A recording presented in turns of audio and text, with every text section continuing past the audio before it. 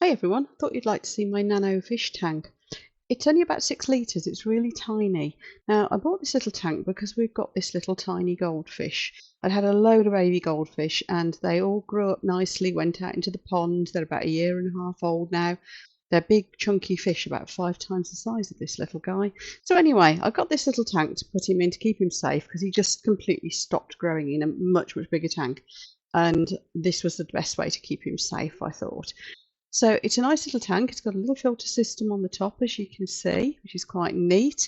I've planted it all out. It's got little snails in it as well.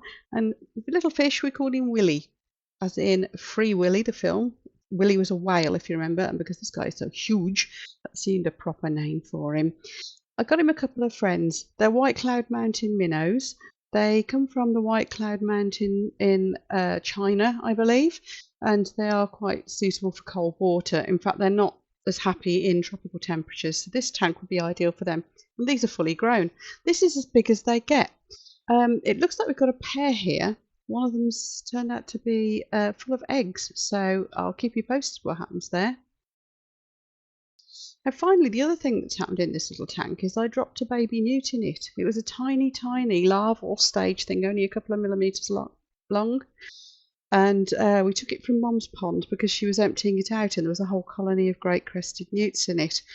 So I hooked a load out and chucked them all into my pond and put one in here. Now, ever since, he's just stayed at larval stage and seemed to be perfectly happy. He was eating fish food and daphnia and things like that. Suddenly, out of the blue, last night, he decided to lose his gills and climb out of the water. I'd already put a little platform in, as you can see, in case he decided to do this at some point. So you'll see him up on top of his little platform, sunning himself. This is literally what happened in the last few hours. And he's a cheeky little fella. I'm pretty sure he's a great crested because he's got that sort of attitude. Now, this does leave me with a dilemma. I don't know whether I'm ever going to be able to put this little guy out because he's way too friendly. I just don't think he'll survive outside. Now, the trouble is, of course, he's going to outgrow this little tank and he's soon going to try and climb out and go walkabouts anyway. So I don't quite know what to do now. I've got a dilemma. I think I'm going to end up setting up another tank for him where he can live out his life just being a very spoilt little indoor newt. I have got a couple of decent sized tanks I could do that with. Anyway, I just thought I'd show you all of this, see what you think. It isn't exactly what I had planned, but it seems to have settled into this beautiful little ecosystem with the little plants growing and the little fishes doing well, snails doing well, and suddenly a newt.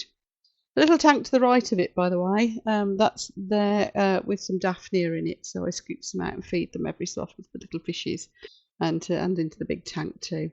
So it all seems to be working, but yeah, I don't know what I'm going to do with this little newt. Anyway, names please, we need name suggestions. What should I call the little newt?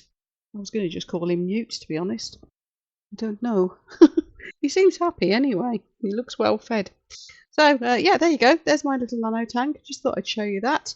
And hope you enjoyed that. And I will see you for the next video. Bye everyone.